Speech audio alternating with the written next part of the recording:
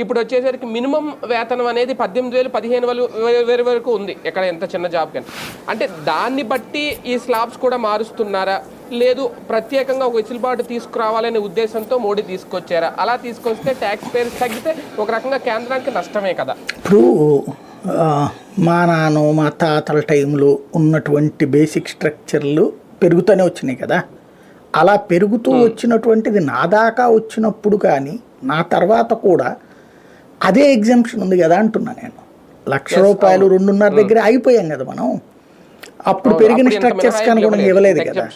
కాబట్టి ఎప్పుడైనా సరే ఇక్కడ మనం ఆలోచించాల్సింది ప్రభుత్వాల యొక్క వాతావరణం. గతం ఎలా ఆలోచించారు, ఇప్పుడు ఎలా ఆలోచించారు. ఇవాళ రోజున సరిగ్గా చెప్పాలంటే కేవలం 20 లక్షల మంది పన్ను కడుతున్నారు పెద్ద స్థాయిలో. ఇప్పుడు 1 కోటి మంది పన్ను కడుతున్నారు ఇన్కమ్ ట్యాక్స్. మిగతా అంతా కూడా రిటర్న్స్ అంతే, నిల్ రిటర్న్స్ సబ్మిట్ చేస్తున్నారు అంతే, జస్ట్ సబ్మిట్ చేస్తారంతే. మేము ఈ స్థాయిలో సంపాదన ఉంది, ఇదిగో ఈ ఎగ్జామ్షన్స్ అనేది. ఇప్పుడు కూడా అది పెరుగుతుంది. అందరూ కూడా ఆ లెక్కలోకి ఎంటర్ అవుతారు. ఇక్కడ దీని ద్వారా పరిధిలోకి వస్తారు. అంతవరకే తప్పించి ఇన్కమ్ ట్యాక్స్ కట్టరు చాలా మంది. కట్టేటటువంటి వాడి వెసులుబాటు అన్నాడు అంటే కట్టని వాడు ఎట్లాగూ కట్టడు. కట్టేటటువంటి వాడిని వేధిస్తూ వచ్చారు.